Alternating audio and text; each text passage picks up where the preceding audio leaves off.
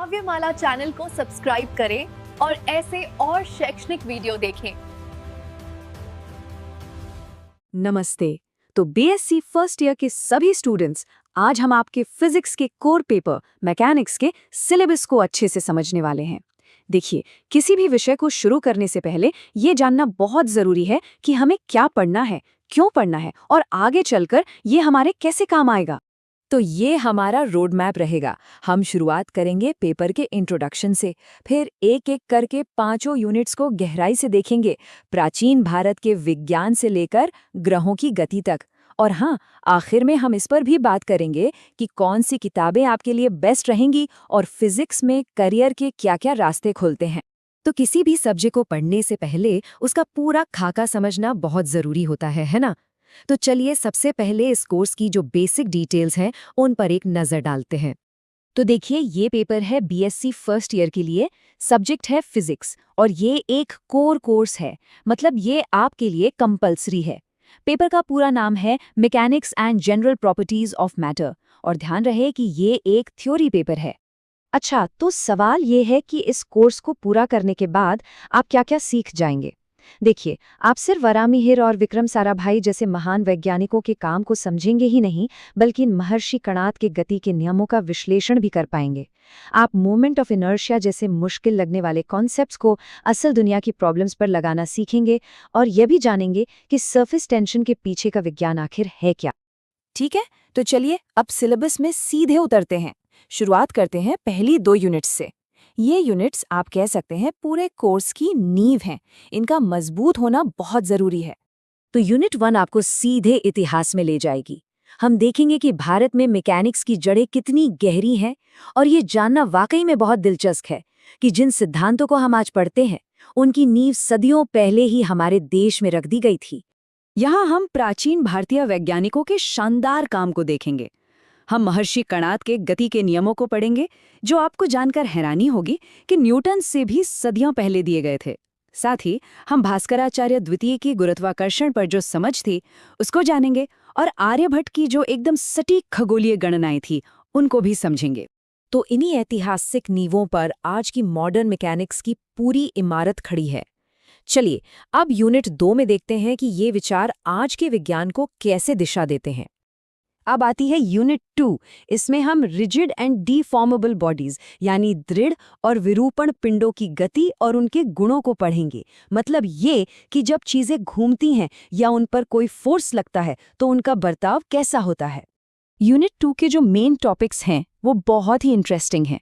हम system of particles से शुरू करेंगे, जिससे हमें ये समझने में मदद मिलेगी कि रॉकेट कैसे काम करता है। फिर हम रोटेटरी मोशन और मोमेंट ऑफ इनर्शिया के जो जरूरी थ्योरम्स हैं उनको जानेंगे। इसके बाद हम हुक्स लॉ और इलास्टिक मॉड्यूलाई को समझेंगे, जो हमें ये बताते हैं कि कोई भी मटेरियल दबाव में कैसे खिंचता है या मुड़ता है। अच्छा, इसको एक बहुत ही सरल उदाहरण से समझते हैं।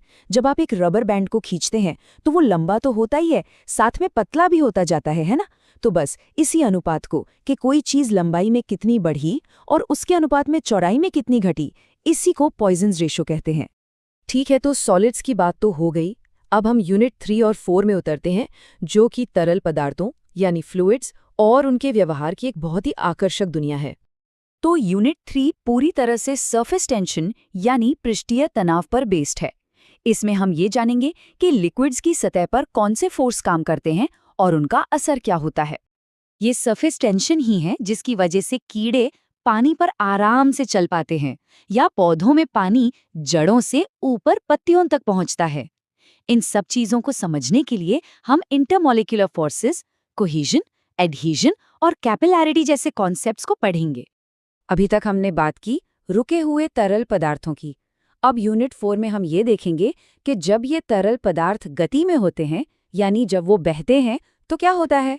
यूनिट 4 का जो हीरो है वो है विस्कोसिटी यानी श्यानता। आप इसे ऐसे समझ सकते हैं कि ये किसी भी लिक्विड के अंदर का फ्रिक्शन है। यही वो गुण है जो बताता है कि पानी के मुकाबले शहद इतना गाढ़ा और धीरे धीरे क्यों बहता है।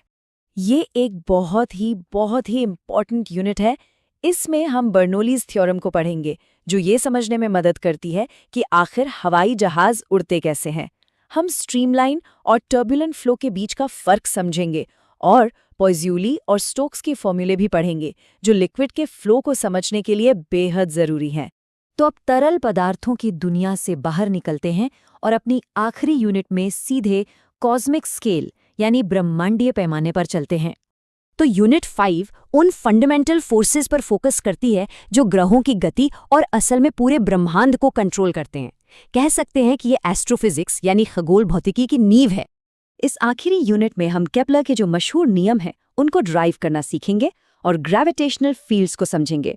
हम कंजर्वेटिव और नॉन कंजर्वेटिव फोर्सेस के बीच का अंतर जानेंगे और देखेंगे कि law of conservation of energy यहाँ कैसे लागू होता है।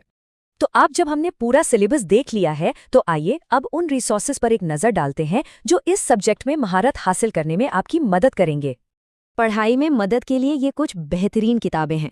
देखिए, इनमें भास्कराचार्य के ऐतिहासिक ग्रंथ सिद्धांत शिरोमणि से लेकर DS माथुर की मॉडर्न क्लासिक्स तक शामिल हैं।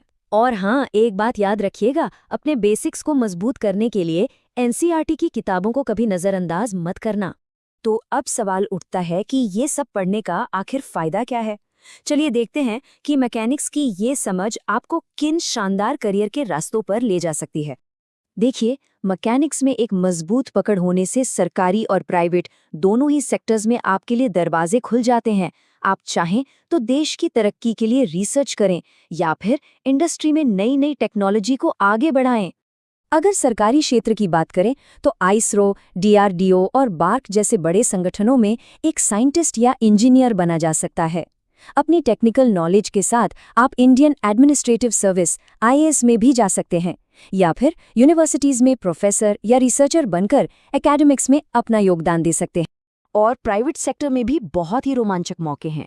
आप बड़ी बड़ी इंजीनियरिंग फर्म्स में R&D स्पेशलिस्ट बन सकते हैं या डेटा साइंटिस्ट के तौर पर काम कर सकते हैं। एरोस्पेस इंजीनियर बनकर आसमान की ऊंचाइयों को छू सकते हैं।